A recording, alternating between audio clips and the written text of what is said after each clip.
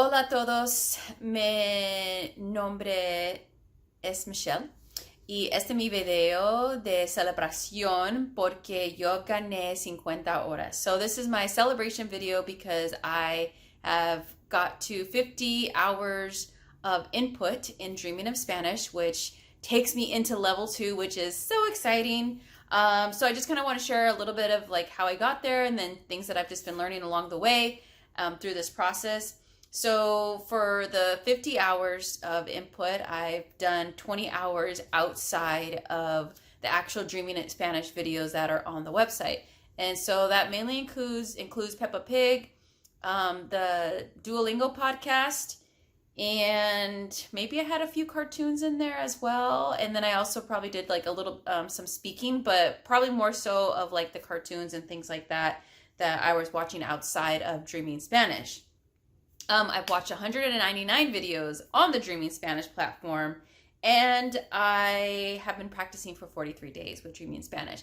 And I also want to say, like, the only numbers or hours that I log on the website for hours outside of watching the videos and Dreaming Spanish are actual input that I receive at my level, because there are times where I'll watch something at advanced level, or I was finishing La Reina del Sur, and La Reina del Sur is like super advanced.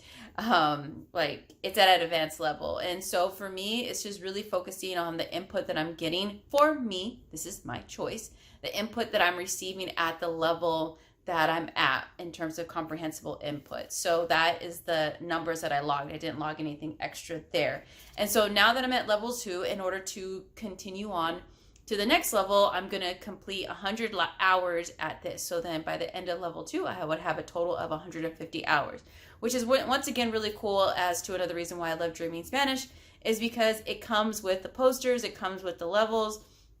It just really helps to be able to visually see the progression. And I am a visual learner, and to see something visually, it excites me and continues to motivate and inspire myself as well. So I do want to answer a question like that someone asked me in a previous video, is like, how often do I watch each of the videos?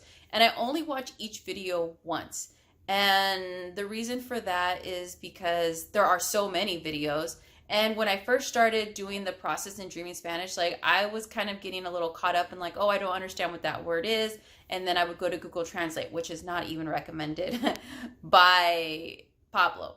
So the person who created Dreaming Spanish. So I just had to kind of let go of that not knowing and focus on trusting the process. So I just literally just kept watching videos. Even if there was words that I didn't understand, it was like not necessarily going to like go Google Translate to figure out what that word meant. Because I did notice in the beginning when I started doing that, a video would just take me forever because I'm pausing, I'm trying to figure it out, and you know, all that jazz. So just some other things that I've noticed during this process is, even like if I ask my partner like, oh, how do you say this in Spanish? And she says it and then I repeat it, it's like I can repeat it a lot quicker, or I pick up on what the actual sentence is, instead of going, wait, what did you say? Like, como what? Like, de what? No, it's like, oh, como te llamas? Okay, got it. So it just became a lot quicker, and so I've just started to notice that. Also, recently, we went out to eat at a Mexican restaurant, and the server was asking us, you know, basically in Spanish, and I've kind of started to learn how to, you know, order my food in Spanish as well. And when she would, like, you know, the server would say something, I actually responded quickly in Spanish, which I was like, whoa, like, I can't believe I just did that. Normally I'm like planning out my sentence before she even arrives, like, okay, I'm going to say this and I'm going to make sure that it's correct. So, you know, I sound like I know what I'm talking about, but I noticed that it wasn't even like a second guess or a second thought. It just came out really naturally. So I noticed that while I was ordering food and while I was at dinner recently as well. Let's see. So I just want to share, like, you know, I've been on my Spanish acquiring the language for a very long time. So obviously, like I stated in one of my earlier videos, I started when I was in high school. And then, of course, the journey has been like really off for a long time. And then I go on my spurts. And then right now I just, you know, decided like I'm going to, you know, commit to being more consistent with my action.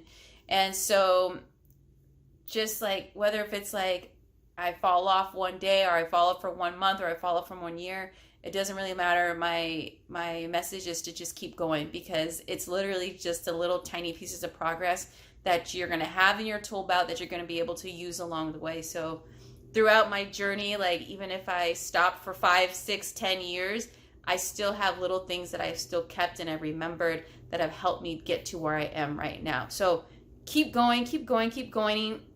And also what I learned is like I can like watch other videos and, you know, learn not to compare myself to say like, oh, though this person learned it very quickly, or whatever whatever it may be. It's like just understanding like this is my journey, this is your journey, and as long as you keep, you know, being consistent and taking action, whatever that means, if it's like, you know, 1 minute a day, or, you know, once a week or once every 2 weeks, whatever that looks like for you, then I would just say keep on going, because the progress will continue to build up.